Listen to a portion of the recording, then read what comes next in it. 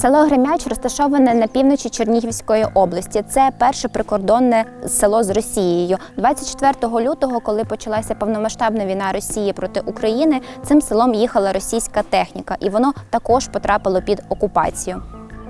Наприкінці березня російські військові звинуватили старосту села Ганну Гавриліну в тому, що вона невідниця української армії та викрали жінку. Спершу її отримували в польовому таборі, а згодом перевезли до Курської в'язниці. 12 квітня в результаті обміну полоненими Гавриліна повернулася в Україну.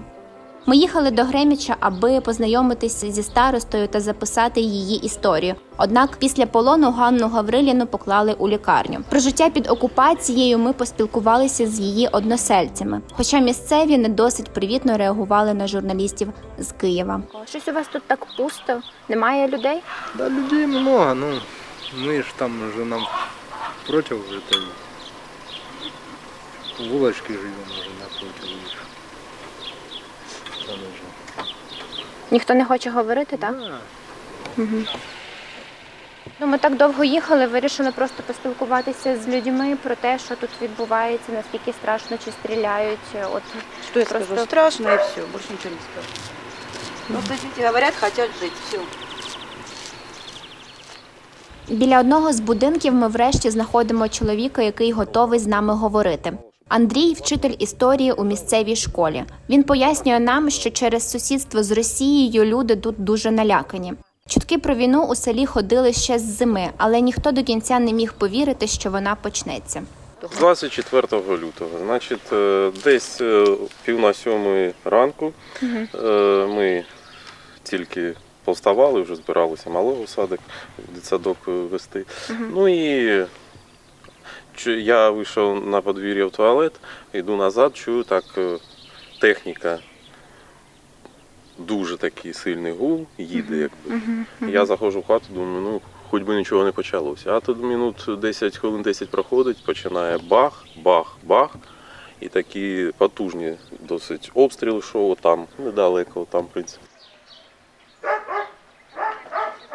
И шла колонна, я насчитала, что и шли танки, шли, и тогда вернулись, машины такие шли с дулами. Страшно було, як побачили колону? А, я ну сейчас страшно, дети, ложись у кулям. То недели две ходила до соседка, он, ее сын через дорогу живет. Так на ночь ходила одна, я одна. В хату чи в погреб? Не у хаті. Як тривога, так сперва лазили в подвалы. А сейчас, ну что Бог даст, мы всем будет ровно.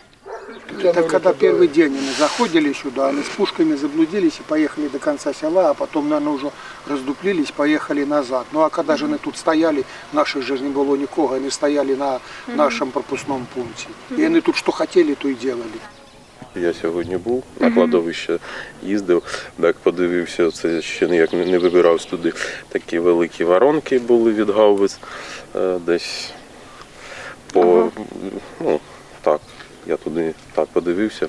Обстрілювали найвищі точки, а потім цілу добу десь техніка йшла, так, знаєте, йшла, і оце по нашій дорозі, ви бачили, їхали, гул стояв страшенний. Ну, а потім минуло там, не знаю, скільки днів, ну, десь тиждень чи що, і вони почали заїжджати оттуда з таможні сюди, з нашої митниці колишньої там. Стояла КПП і стали по селу оце мотатися. Ну, більше там у центрі, то мурав'ї наші їздили. Сюди раз БТР проходив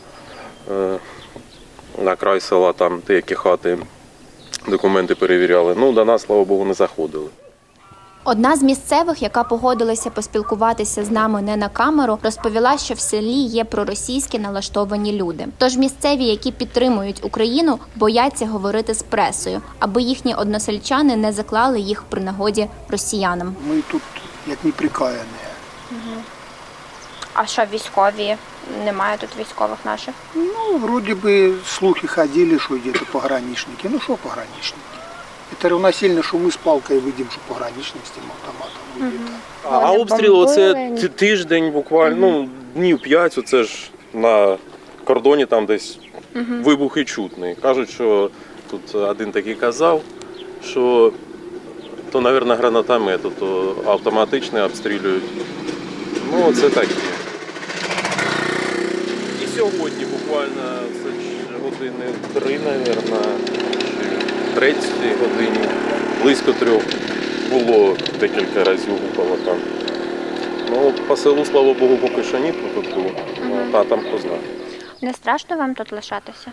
Ну, трохи є, звісно, страх. Саме більший страх у мене особисто був перший день, а тоді якось вже, знаєте, воно притупилося. А тоді реально, що навіть мене і то так тіпало. А так уже, не знаю, виїжджати нема куди, змоги виїхати. Ну, родичі тільки в Новгород-Сіверському там. Чим там краще,